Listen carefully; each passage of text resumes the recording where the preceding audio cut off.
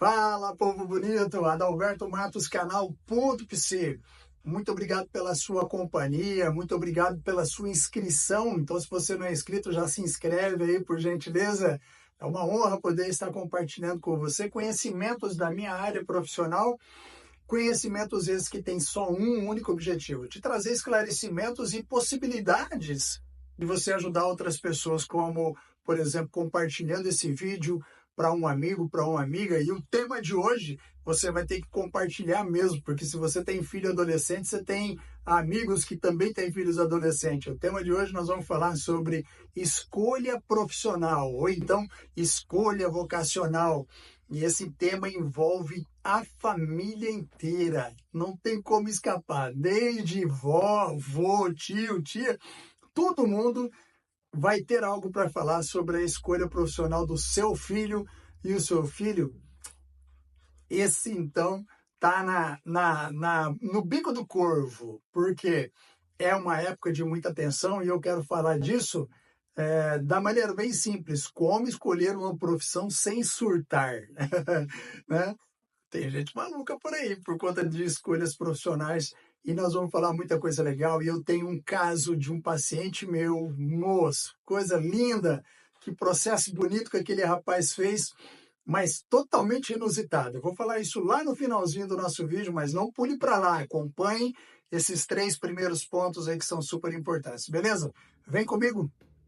Nesse primeiro momento, eu quero falar com você, adolescente, que está num processo de escolha profissional. Você já pensou assim: e se eu escolher errado? Essa pergunta, ela é importantíssima, porque todo mundo pode errar. E a escolha profissional é um tema também que as pessoas podem errar. Então, é normal que um adolescente também esteja nessa fase pensando: e se eu escolher errado? O que a vida vai fazer se eu escolher errado? Calma, calma.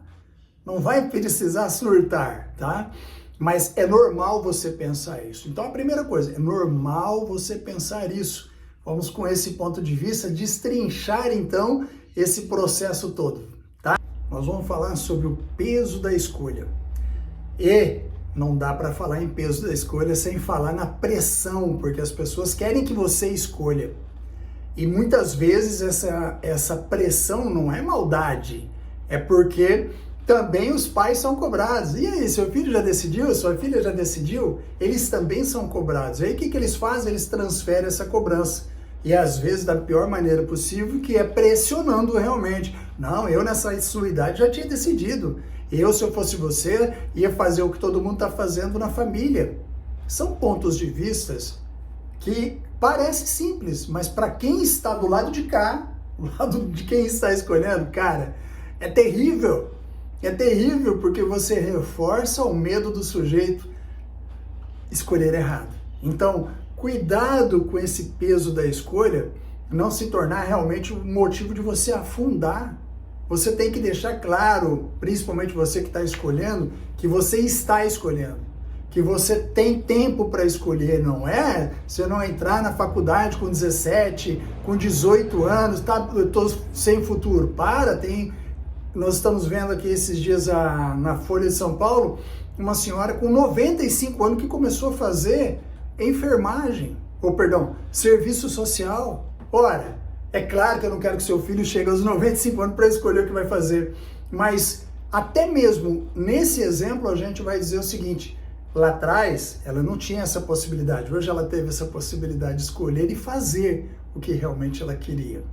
Foi infeliz? Não estou aqui para analisar isso, mas estou aqui para dizer que é possível escolher.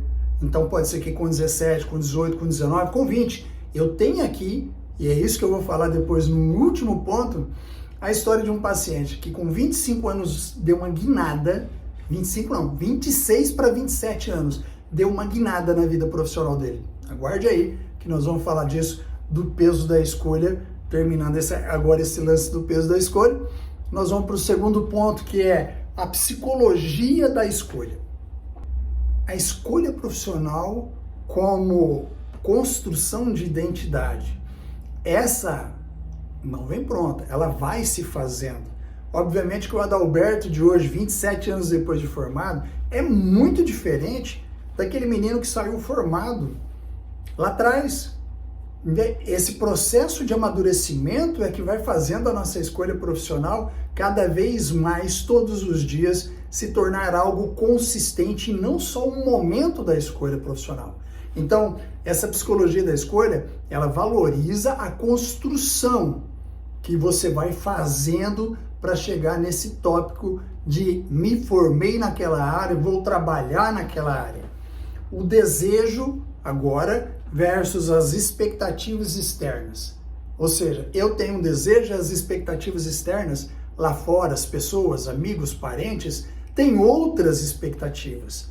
E isso muitas vezes confunde que eu tenho que satisfazer esses desejos, essas vontades dessas pessoas. Não, você não tem que satisfazer, você tem que mostrar que a sua identidade está te conduzindo para aquela profissão. Ah, mas o meu tio é muito bem remunerado financeiramente naquela profissão. Mas você não é seu tio. Você não é seu avô. Você é você e tem que construir sua história. Pode até coincidir com a do seu tio, mas por livre, espontânea vontade e não pelo peso do laço parental, ok? Fique claro isso daqui. O desejo versus expectativa externa, beleza? Tem que lidar com isso e tem que dizer não para muita coisa, como também tem que prestar atenção na expectativa externa. Não quer dizer de jogá-la toda no lixo, mas filtrar para não fazer uma escolha baseada naquilo que o outro quer e não naquilo que você quer, beleza? Nesse pouquinho mais para frente, a gente vai falar o seguinte, que você nesse processo todo tem que saber que não é o que você vai escolher que tem que te dar necessariamente só dinheiro. Ela precisa ser, essa escolha, o que te move. Ganhar dinheiro tem que estar ligado com aquilo que te move, porque isso vai te dar prazer. Vai te dar muito prazer você ganhando dinheiro com aquilo que está dentro de você. Você fala assim, isso aqui é a minha cara, isso aqui tem o meu suor porque eu sei que me move, a minha paixão está nisso daqui. Aí sim você está construindo uma escolha realmente sólida para frente. Agora eu quero falar 2 dicas para os pais, avós, tios, tias, irmãos mais velhos também, né? Faz parte desse grupinho que às vezes toca o terror na cabeça dos adolescentes. Quais são essas 2 dicas? A primeira dessas dicas, escute mais, pressione menos. Repetindo, escute mais, pressione menos. O seu filho já está, ó, com pesão aqui nessa escolha. Não seja você colocar mais peso. Deixa o garoto falar. Como é que você está se sentindo? Como é que está essa questão aí? O que estão te pressionando? O que você está ouvindo dos seus amigos? Escute mais e pressione menos. Nossa, já está chegando no vestibular, você ainda não decidiu o que você vai fazer? O meu vizinho, o seu primo, piriri, pororó, parará, parará. Já ouviu isso? Talvez os pais, com tanta vontade de verem os filhos acertando, também fazem isso. Então, papai e mamãe, escute mais, pressione menos. Segunda dica para você, papai e mamãe. Apoie o processo. Vou repetir. Apoie o processo e não só o resultado. Como é que seu filho, a sua filha está levando esse processo de escolha? Você já cobrou ele, por exemplo? E aí, você já foi conversar com fulano de tal que está fazendo essa faculdade? Ou você já leu aquilo em tal site? Ó, eu puxei aqui uma matéria aqui, um vídeo, um áudio, né? Mostra esse vídeo para o seu filho. Olha, puxei esse vídeo aqui desse carequinha aí falando sobre escolha profissional. Dá uma escutada aí. Apoie o processo. Esse processo para essa criança, para esse pré-adolescente, vai facilitar o resultado dele. Então incentive ele na busca pelo processo de ter uma certeza maior clareza, não é certeza, uma clareza maior do que ele quer fazer. Essas 2 dicas vão ajudar você a não ter tantos conflitos com o seu filho ou sua filha nessa fase de escolha profissional. E encerrando esse vídeo, com menos de 12 minutos, nós vamos falar o quê? Que escolher uma profissão é muito importante, mas não precisa ser definitivo. Escolher uma profissão é muito importante, mas não precisa ser definitivo. Vem a história então do meu paciente. 27 anos, 5 anos já como dentista, 4 anos ou 5, se eu não me engano, de uma família de pai dentista, mãe dentista, irmão mais velho que ele dentista. E ele seguiria essa sequência familiar de dentistas. O que tem de errado nisso? Nada.